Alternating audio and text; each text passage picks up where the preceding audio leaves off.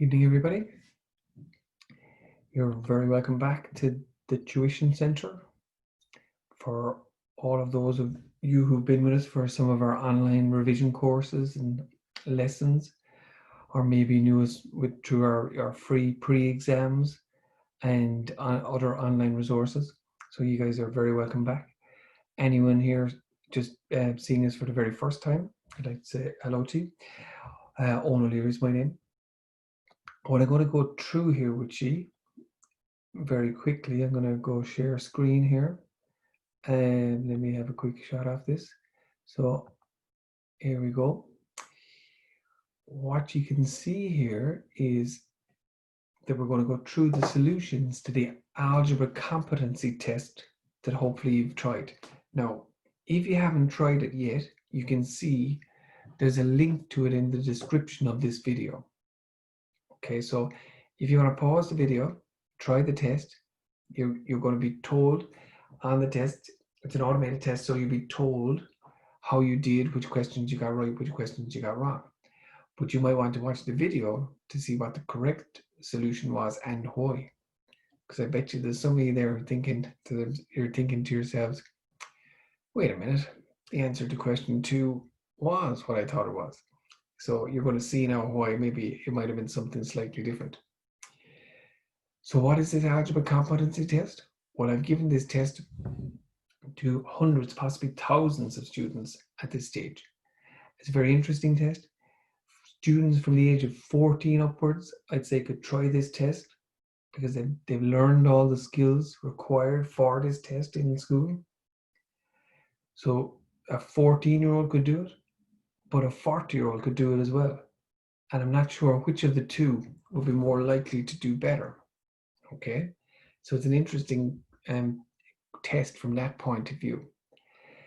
Very few students, I suppose I've taught some of the best students in Ireland, okay, some of the brightest maths students, went on to get top grades, went on to do the hardest of maths courses in college, and still very few of those students would get full marks in this test, even though each individual question itself is not too difficult. So what we're trying to do here is we're trying to find any little misconceptions students have about algebra. Okay, let's give it a go. Question 1. 2x plus 3y plus 4x minus 2y is equal to which of the following? So this is question 1 of 20. It's a relatively straightforward. Here are 4 possible answers. So one of these 4 is going to be correct. 3 of the 4 are going to be incorrect. So let me show you the solution. I'm going to say most people choose either solution 2 or solution 4. One of those two. If you chose 1 or 3, I'm going to say, okay, maybe you better do a bit of revision of algebra before you get started with the rest of it. But what do we do here? What this is grouping together of like terms. So here we go. What we do is we put our x's together, we put our y's together. It's 2x plus 4x is 6x. 3y minus 2y is 1y plus 1y. So that is the correct answer. A significant minority of people will have 6x minus y, 6x minus 1y. Really, most of you made the mistake because you see a plus and a minus and you say to yourself, okay, unlike signs give a minus, give a negative. That's correct in multiplication, but not in addition and subtraction. Okay, so in this case, it is just a grouping together of like terms. So you're saying 3 minus 2 gives 1. And it just happens to be y's in this case. So it's 3y minus 2y gives you 1y. Okay, this guy here, 36 minus 6 divided by 2 plus 8. Even if there's a little 10-year-old listening in there, they might have a good shot off this. If there's an 80-year-old who never did algebra, they could have a good shot off it. They might have as good a chance as the person who does very well in algebra in school. A lot of people make an error with this. 36 minus 6 divided by 2 plus 8 is equal to either 3, 23, 41, 25. More than half of students will get this wrong, and everybody will be confident that their answer is right until they find out it's wrong. In fact, this isn't even an algebra question, it's an arithmetic question. However, the rules we have to find the answer to the arithmetic question also pertain to algebra. So what we do is we use these rules, the rules of BEMDAS. Okay? Well, you might know it as BOMDAS, you might know it as BEDMAS, there's other ways as well, but they basically mean the same thing. You follow a certain order of operations. So what we do is this, we do brackets. There are no brackets in our case. Index, which is a power or an exponent. Again, there's no powers or exponent. Here's the key thing. The next stage is multiplication, division, which are equally important as each other. That's why some people call it BEDMAS, BIDMAS, to show that the division can come before the multiplication. And lastly, addition and subtraction. Now, what's important is this, is that the multiplication and division must come before the addition and subtraction. So let's have a look. People here will see that you must do your division before you do your addition and subtraction. So negative 6 minus 2 is negative 3.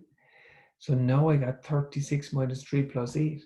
But hold on, some people who get there will still go wrong because you'll start to think about BEMDAS. You'd have correctly done your division, but some people will make a mistake here when saying addition should come before subtraction. But hold on. As I said in my triangle, addition and subtraction are equally important. So when I'm at this point here, when I'm down to addition and subtraction, I work from left to right. So I work from left to right. So it's 36 minus 3 is going to give me 33, plus the 8 will give me the 41. That guy is my correct answer. I know you're out there saying, oh man, I can't believe I got that wrong. But don't worry, you're in the majority. Would you believe it? So you can have kids here going for top grades in maths in secondary school. And you might be, if there's 20 questions here, you might be already after, I suppose, going wrong 2 questions in. Okay, apples cost a cent. So apples cost a cent. Bananas cost b cent. If I buy 3 apples and 2 bananas, what does 3a plus 2b represent? You got these options. Is it 3 apples and 2 bananas? Is it the total amount of fruit I buy? Or is it the total cost of 3 apples and 2 bananas? What I often say to students who were with me for the week-long course recently would have heard me saying this. If you're unsure about a question like this, which is a little bit abstract, one way of doing it is just put in numbers. So if you said apples cost 10 cents, bananas cost 50 cents. Well, if I buy 3 apples and 2 bananas, what does 3a plus 2b represent? Well, it'd be 3 times 10 plus 2 times 50. So 3 times 10 would be 30 plus 100. It'd be 130. What does that mean? Well, it's 130 cents. So that'd be my answer to the question is how much did it cost? It cost 130 cents. And what is that? Well, that's the total cost of the 3 apples and 2 bananas. And so that's what it is, even in the abstract form, 3a plus 2b. So it's just a little tip. If you're unsure on a question like this, put in the whole number, put in real answers, any numbers, and you've got a good chance of getting the right answer. Okay, 3x plus 3x. I think this is the easiest question in there. But just because it's easy doesn't mean well, let me say it's the most basic question. But the basics aren't always easy. And some students will have gotten this wrong. 3x plus 3x is just 6x. 6x. And sometimes what's interesting is that, you know, all you're doing here is you're adding like terms. So you're adding the 3 to the 3 to get 6. But some students who have got question 1 right will get this wrong. And it's almost because it's so easy, they start looking for something that's not there. With this one, which of the following is equivalent to 2 times 2x minus 5? Is it 4x minus 5? Is it 4x minus 10? Is it 14x? Is it 2x minus 10? When you multiply through the bracket, so what we say is we're expanding the bracket, or we're simplifying, we're multiplying through, we get 4x minus 10. Okay. Which of the following is equivalent? I hope people have that right. And I know people generally do. This one, not so much. Which of the following is equivalent to y equals minus 4x? Let's have a look. We got our 4 options here. Or actually, I'm wrong. We got 3 options. X is equal to y over minus 4. X is equal to y over 4. X is equal to y plus 4. All of these answers will people will put forward these as possible answers. Let's have a look. What do we do? Well, when we have this here, y is equal to minus 4x. Okay, I'm going to do this twice, right? What you need to do in this case, right, because of the options that are given to us, we need to isolate x, which means get x in its own. So what you do is you do the same to the left as you do to the right. So I'm dividing both sides by negative 4. So in this case, it'll cancel down there. You know, minus 4, negative 4, both sides will cancel out, and you're left with y over minus 4 is equal to x. Okay, so you're left with this answer, which is the answer we're looking for. Let me just write it out here again. Y equals minus 4x or negative 4x. Okay, let me just do this. So again, if you're dividing the right-hand side by negative 4, you divide the left-hand side by negative 4 as well. Why? Because what I do to the left, I do to the right. It keeps the equation in balance. But on this side here, it'll cancel down. And you're going to get that the minus 4s, the negative 4s will cancel. And you're left with your answer, y over minus 4 is equal to x, which is the same thing as x is equal to y over minus 4. Some of you be saying, hold on, should the minus sign, should that not have changed? No, in this case, again, the way I solve all algebra questions is what you do to the left, you do to the right. It keeps the equation in balance. Okay, let's keep going here. Some of you won't believe me on that one, but this is your final answer. Trust me on it. Okay, which of the following is equivalent to x plus 3 to be squared? So we have, how many answers? I'm not doing a great job of counting. We have 4 possible answers here. All will be represented by someone. Someone will pick all of them. Someone will pick all. A good few people will pick this one, but you will have made an error, because what you'll be thinking is to square it.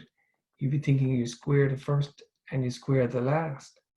However, you're forgetting about something. I knew there was something. I knew I was missing something. I was saying, hold on, there's another answer. That was the one I was waiting for. There are 5 possible answers.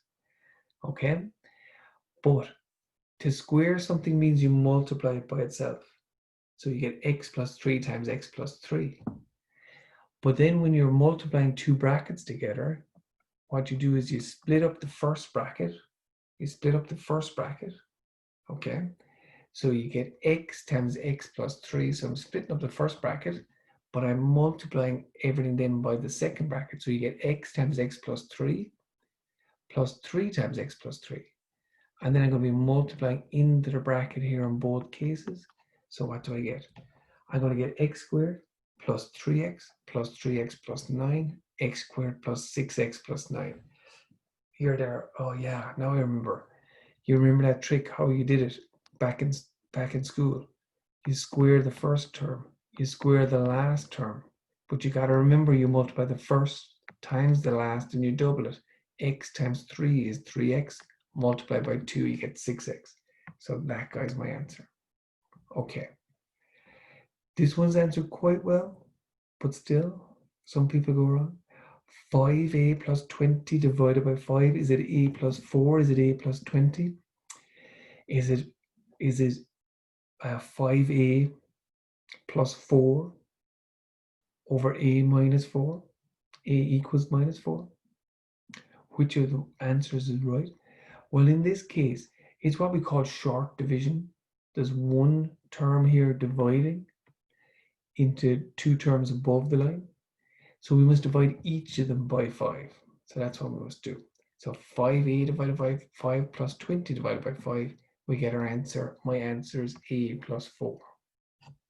Okay? So there's a lot of mistakes get made here with this short division.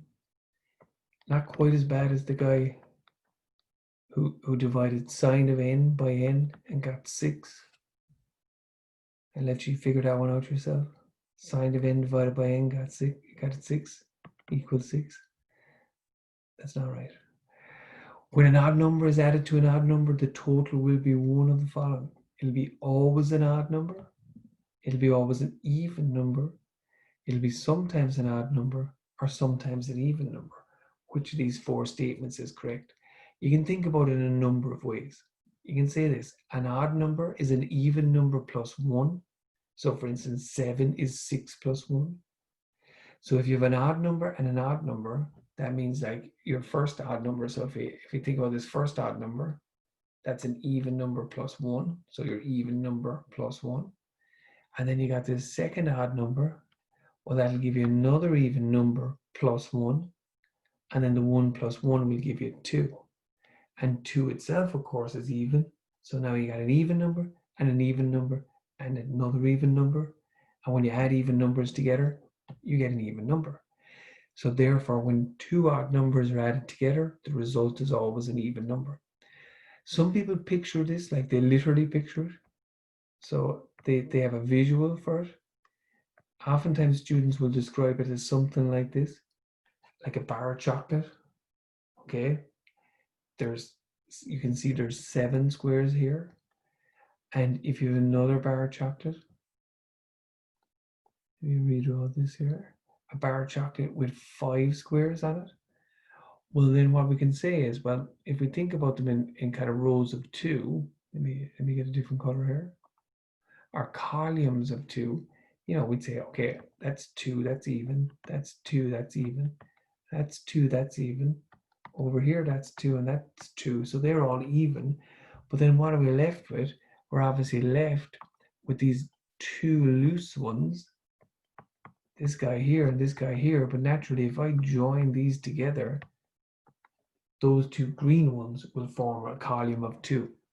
So again, the 7 plus the 5 will end up giving you, well, what's that going to give you? 12, isn't it? 12, which is an even number. Okay, so some people see it like that. What am I going to say about this one? I'm going to say a lot of students get this wrong. You could have students go for the top grade in higher level maths and then make a mistake with this one. Why? What do you do? Well, let me give you the options first. 2x all over 5, x squared over 5, 5x over 6, or 2x over 6. So what you're doing here is you're adding together fractions. So what you have to do is you've got to get yourself the lowest common denominator. So the lowest common denominator is 6. So you'd say to yourself, okay, let me write this out here. You're going to say to yourself, okay, you got x over 2 plus x over 3. You got to get yourself a common denominator. So you can say that common denominator is 6. So you'd say to yourself, okay, what do I do? What did I do to 2 to get 6? I had to multiply by 3. So I got to multiply the top by 3. So it's 3 times x. What did I do to 3 to get the common denominator? So what did I do to 3 to get 6? I had to multiply that by 2. So I got to do the same to the top. Now I can add these together. Why? Because I got the same denominator, a common denominator, so I can add them. 3x over 6 plus 2x over 6 is 5x over 6. That's my final answer, 5x over 6. So how many people got that wrong? Did you get it wrong? I know a lot of people did. So you're getting, people can think about it like this, that you're multiplying, the left-hand term will say by 3 above and below. You're multiplying the right-hand term by 2 above and below. And you end up with your 3x over 6 plus 2x over 6, you get 5x over 6. Okay. Which of the following is true? Again, this one here, a lot of people get this wrong. Now, this is a key part of the sentence. A not equal to B. A and B are not equal to each other, but they are both real numbers. Okay. Is A minus B equal to B minus A? Is A minus B equal to minus A plus B? Or is A minus B equal to minus 1 times B minus A? Well, let's have a look at each option. If the first one was right, okay, A minus B is equal to B minus A, well then again, right, if I think about it like, say, okay, I'm going to add A to both sides. I'm going to add B to both sides. What I do to the left, I do to the right. Well, the A is over on this side to cancel. The B is over on this side to cancel. You get 2A plus 2B, but then you get A is equal to B. But we're told that's not true. Similarly, exact same thing here. A minus B is equal to minus A plus B. You're going to end up with the same idea where A is equal to B, but that's not true. We're told it. However, let's have a look at the third one. Is this true? Well, it actually is not too bad. Let me just add in one more line here. If I multiply this through the bracket, right, what am I going to get? I'm going to get minus B plus A. So minus B plus A, that's going to be my answer. But minus B plus A, if I just rearrange that, I have a plus A and a minus B, so it's going to be A minus B. The left-hand side equals the right-hand side. True. Again, right, if you're not sure about that, if you don't believe me, right, if you're just kind of doubting me, put in values for A, put in values for B. Why not try A equals 10, B equals 5? See, does it work? Okay, I think you'll find it does. Okay, here's John. John sells cars. He receives a basic weekly wage of 400 euros. And he also gets commission of 50 euros for every car he sells per week. Is that good or bad? I'm not sure. What is his total weekly wage if he sells X cars per week? Well, again, let's see. What would happen if he sold one car? He'd get 400 plus 50, 450. What would he do? How much would he get if he got 2 cars? Sold 2? 400 plus 2 times 50 is 500. Okay, maybe that'll help us. Which of the answers are correct here? 400x plus 50, 400 plus 50x, 450x, or 400? Okay. Maybe someone out there said, well, in lockdown, 400 was right because he wasn't selling any cars. You might say maybe 350 was right if he was on the COVID payment, but that's not an option. So let's have a look. 400 per week plus 50 euros for every car sold.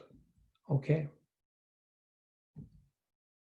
If X is the amount of cars he sold, then 50 times X is his commission for the week. Then, what have we got? His total wage is equal to 400 plus 50 times X. I bet you there's someone out here saying, forget about the maths, what about the English? We're missing an S. His commission, so his total wage is 400 plus 50 times X. Okay, that's our answer. Most people have that right. Would you believe it? This simple little question, so innocent looking. X to the power of 5 all to the power of 2. You'd say to yourself,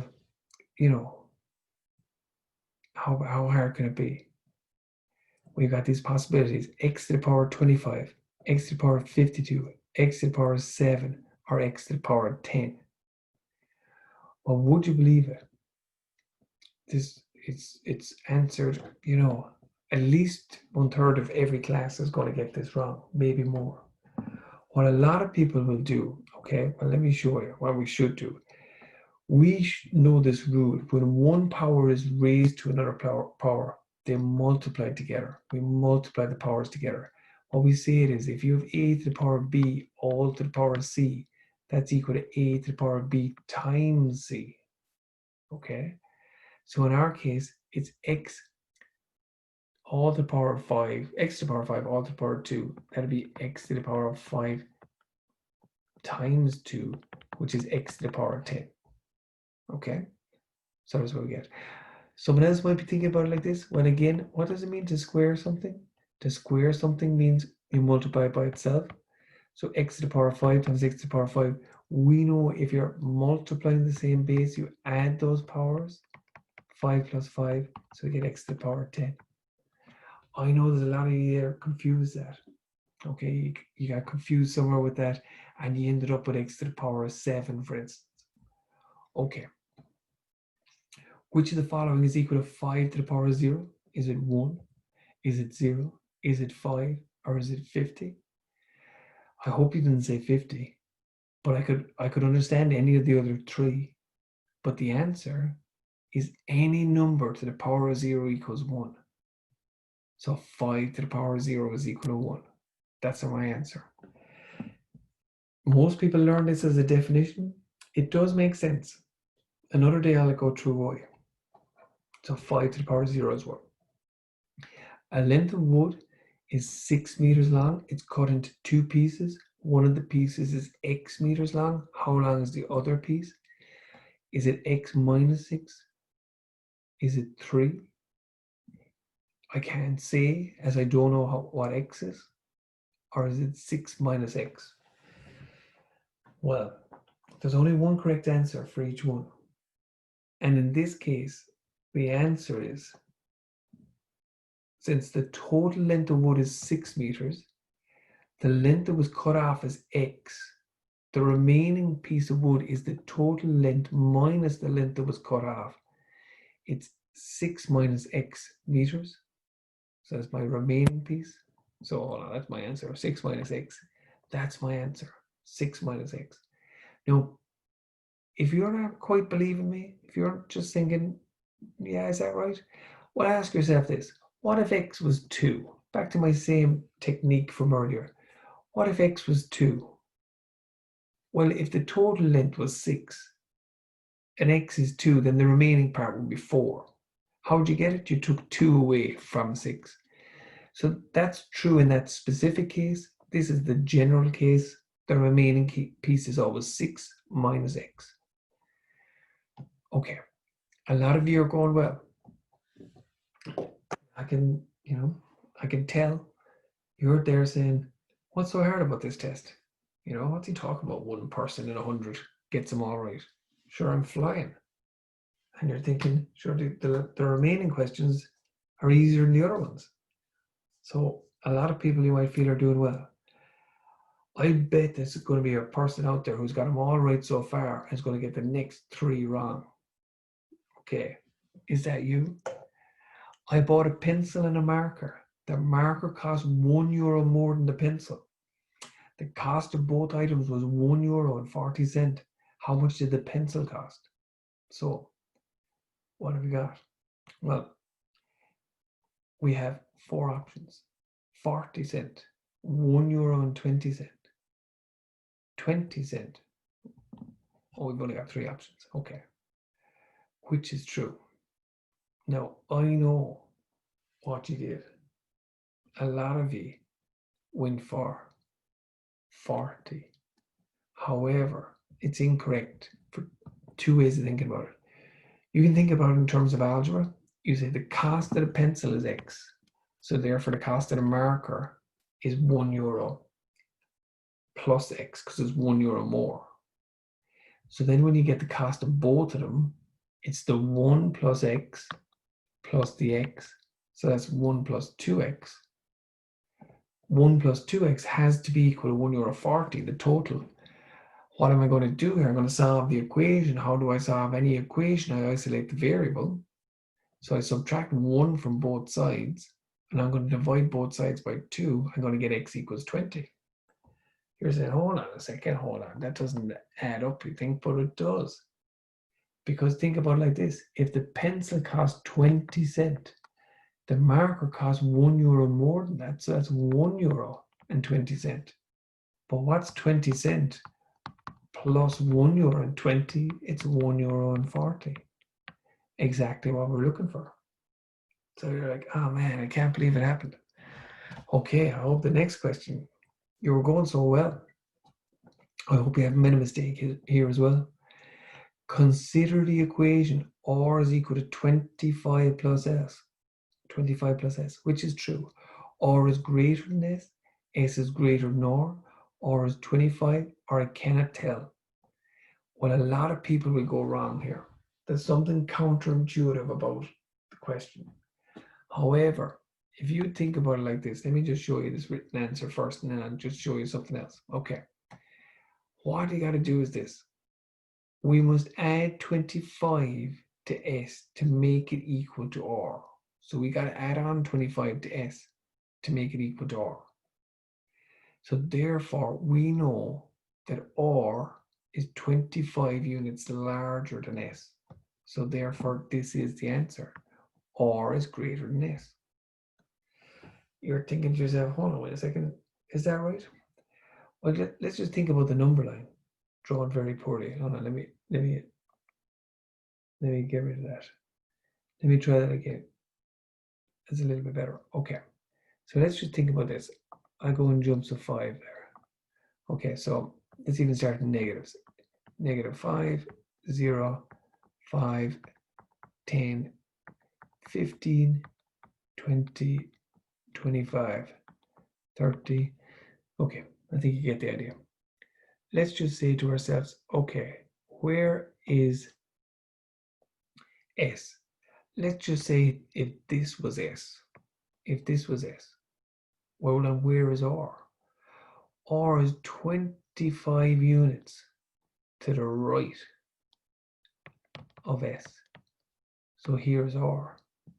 R is 25 units to the right of S. And here's what we know about the number line. The further to the right you are, the greater the number. So in this case, R is greater than S. And no matter where you put S, R is always 25 units to the right. So R is always greater than S. Okay.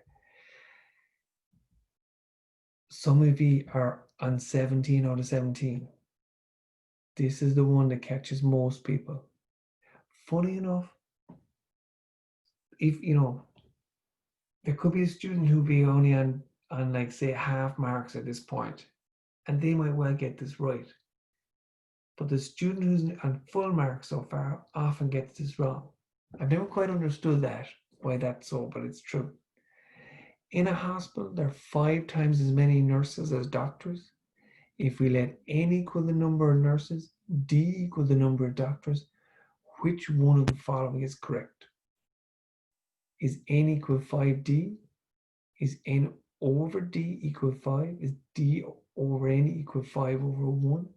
Or is n equal 5 plus d? Okay, well, let's think about it. There are 5 times as many nurses as doctors. We know then that n is equal to 5 times d. Okay, well, do we know that for sure? Let's just think about it. So if I'm just going to say, let's just say if there were 2 doctors, well, the number of nurses would be 5 times 2 equals 10. So that would be 10 is to 2, 5 is to 1. So it's a ratio question. Okay, I hope you're with me on that. So if n is equal to 5d, divide both sides of that by d, they're going to cancel down here, and you're going to end up with n over d equals 5.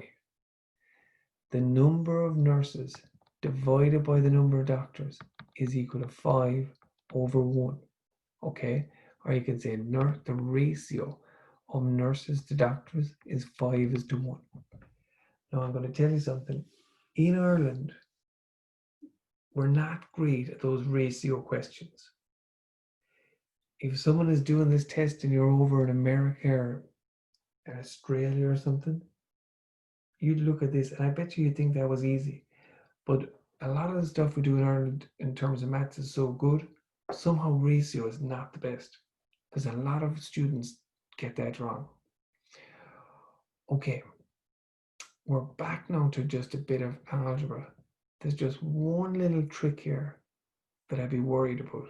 One little, it's not a trick, sorry, one little common error that people make. We got 4 options for the answer. One of them, obviously, as we know, is correct. One of them is incorrect. No. I'm slipping myself at this stage. One of them is correct. 3 of them are incorrect. What do? I multiply through the bracket. Now, I'd be confident that people will get this first multiplication right here. I'd be confident you'd be going okay until this part right here. And that's where I would be a bit worried about you. When you multiply through, you get 3x cubed minus 6x squared minus 2x. But hold on, it's plus 6. It's plus 6. Put your hand up if you got minus 6. Of course, you're multiplying through the bracket. It's minus 2 times minus 3 gives plus 6. And then it's 7x minus 14. I'm grouping together my like terms. Let's just think about it, make sure we have it right. Okay, there's nothing to put with the x cubed. So therefore, I'm going to have my 3x cubed. I have my minus 6x squared. What's happening here? Let me just do this here with the highlighter, because some of you are wondering, okay, how did I get that wrong? You got a minus 2x plus 7x. So minus 2 plus 7 gives plus 5. And let's just think about it here with our last bit, our constant. So with this one here, we have our plus 6, we got our minus 14, that's going to give me a minus 8. So that guy's my answer. I know there's a lot of you there who had a minus 20 here at the end. Last but not least, factorizing. X squared minus x minus 12. Which of the following is correct? Well, we got the 4 options. X minus 3 times x minus 4. X plus 3 times x plus 4. X minus 3 times x times x plus 4. And lastly, x plus 3 times x minus 4. Okay, which of them is it? Well, hopefully we know how to factorize. Let me just click over here. Let me do it here, right? Let me do it here when we can see all the answers. X squared minus x minus 12. Okay, how we do the factorizing is this. We need 2 things to multiply together to give me the x squared. Well, that's x times x. We need 2 things to multiply together to give me minus 12. But then are going to add together to give me minus 1 here in the middle. Okay, what's it going to be? Well, you could try a variety of ones. You could have minus 12 times 1.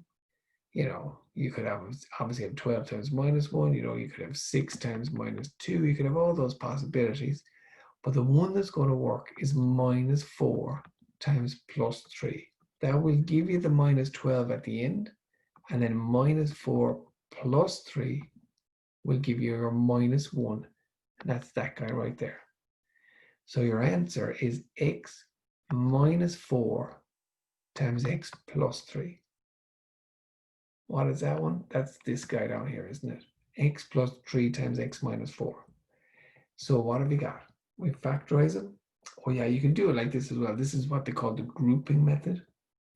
So in this case, you have 3x minus 4x. Well, 3x minus 4x is minus 1x. And you group together, you group together your first pair and your second pair. You do highest common factor in both cases. Because you got the same thing in both brackets there, you can continue on. You end up with x plus 3 times x minus 4. Okay, there we are. 20 questions. What did you get? I'd be delighted if you type in your score at the bottom of the screen there in the comment section on the video. It'd be great to kind of get an idea. We'd have the statistics on our site, you know, about the average, the median, the mean and the median score. So what we'll do is we'll put that up every now and again onto the YouTube page, onto the description there, and just to let you know how other students are doing. If you thought this was worthwhile, if you thought you learned something here from this, you might just share the link with your friends or with your class or with your teacher, or even with your parents or your brothers or sisters, and get them to give it a try. Okay. On that note, guys, this is Owen O'Leary from the Tuition Centre. We'll see you again. Okay. Good night to you.